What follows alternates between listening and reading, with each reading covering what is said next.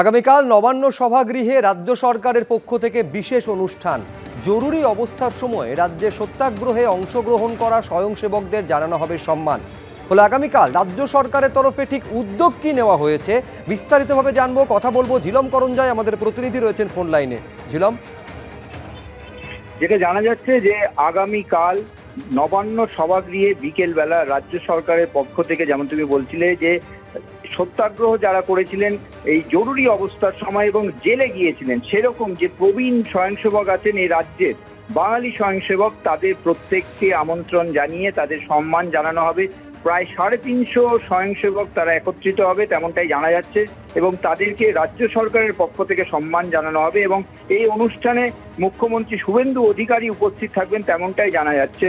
এবং এর পাশাপাশি এই প্রথম রাজ্য সরকারের পক্ষ থেকে এই সত্যাগ্রহী জেল কাটা, এই জরুরি অবস্থার সময় জেল কাটা এই স্বয়ংসেবকদের সম্মান জানানোর পাশাপাশি তাদেরকে কিভাবে সামাজিক জীবনে আরো প্রতিষ্ঠিত করা যায়, অর্থাৎ তাদের এই অবদানটাকে প্রতিষ্ঠিত করা যায়, সেই নিয়ে রাজ্য সরকার অনুষ্ঠান করবে। ধন্যবাদ ঝিলম। গ্রেফতার হলেন নৈহাটির প্রাক্তন তৃণমূল বিধায়ক সনদ দে। তোলাবাজি ও ভোট পরবর্তী অশান্তির অভিযোগে গ্রেফতার করা হয়েছে তাকে। এদিন থানা থেকে তাকে বের করে নিয়ে যাওয়ার সময় ওঠে চোর স্লোগান। ক্ষোভ উগরে দেন স্থানীয় বিজেপি কর্মীদের একাংশ। ধৃতকে 6 দিনের জন্য পুলিশ হেফাজতে নির্দেশ দিয়েছে আদালত।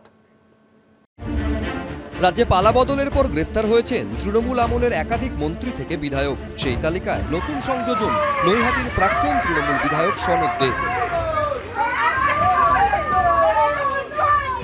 তোলাবাজি ও ভোট পরবর্তী হিংসার অভিযোগে গ্রেফতার করা হলো প্রাক্তন বিধায়ককে।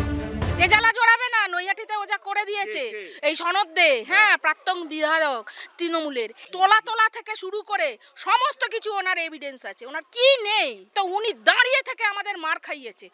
বিজেপি করি আমরা, এটাই ছিল আমাদের অপরাধ। বিজেপি কর্মী আমরা, পুরনো কর্মী, যথারীতি ঘর বাড়ি সব ভাঙচুর করা, এগুলো হচ্ছে ওর একটা ভালো লাগার ব্যাপারের মধ্যে ছিল। যে আর একটু খুশি হব যদি ওনাকে কোমরে দড়ি বেঁধে নৈহাটির রাস্তায় ঘোরানো যায়।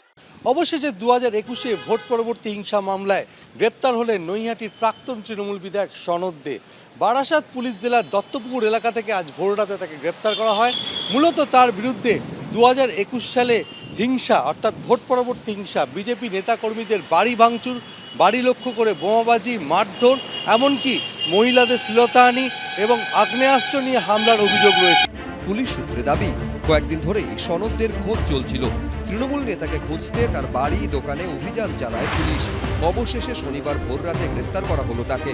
নৈহাটি থানা থেকে ধৃত তৃণমূল নেতাকে বের করার সময় ওঠে চোর স্লোগান। ক্ষোভে ফেটে পড়েন স্থানীয় বিজেপি কর্মীদের একাংশ। সরকারি সংস্থা আমাদের নৈহাটি স্টেট জেনারেল হসপিটালেরও 2 কোটি টাকার ঘাপলা উনি করে রেখে দিয়েছেন। প্লাস ওনার বিধায়ক কালে উনি নিরীহ ছেলে মেয়েদের, আমাকেও কেস দিয়েছে। যত প্রমোটারি হয়েছে নৈহাটিতে, যত বড় বড় বিল্ডিং হয়েছে, সমস্ত জায়গা থেকে সমস্ত টাকা খাওয়া। তৃণমূল সাংসদ পার্থ ভৌমিকে ছেড়ে যাওয়া আসনেই নৈহাটি থেকে বিধায়ক হন সনদ দে। শুক্রবার তৃণমূলের বিদ্রোহী এনসিপিআই সাংসদ পার্থ ভৌমিককে নিয়ে পোস্টার পড়ে নৈহাটি এলাকায়। শনিবার সে বিষয়ে প্রশ্ন করা হলে ইঙ্গিতপূর্ণ মন্তব্য করেন ধৃত সনদ দে।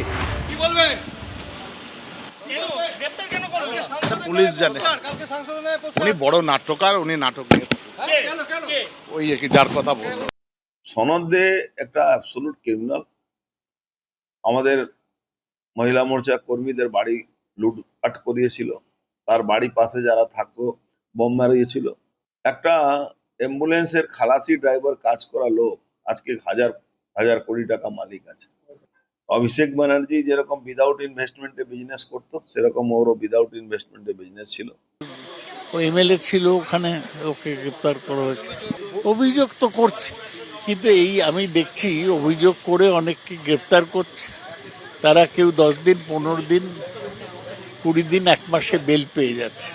কনভিকশন তো দূরের কথা। তাই বিজেপি সরকারের গ্রেপ্তারের আমি কোনো গুরুত্ব দিই না। প্রতিক্রিয়ার জন্য চেষ্টা করা হলেও ফোনে যোগাযোগ করা যায়নি পার্থ ভৌমিকের সঙ্গে। সমীরণ পাল, অরিত্রিক ভট্টাচার্য, এবিপি আনন্দ।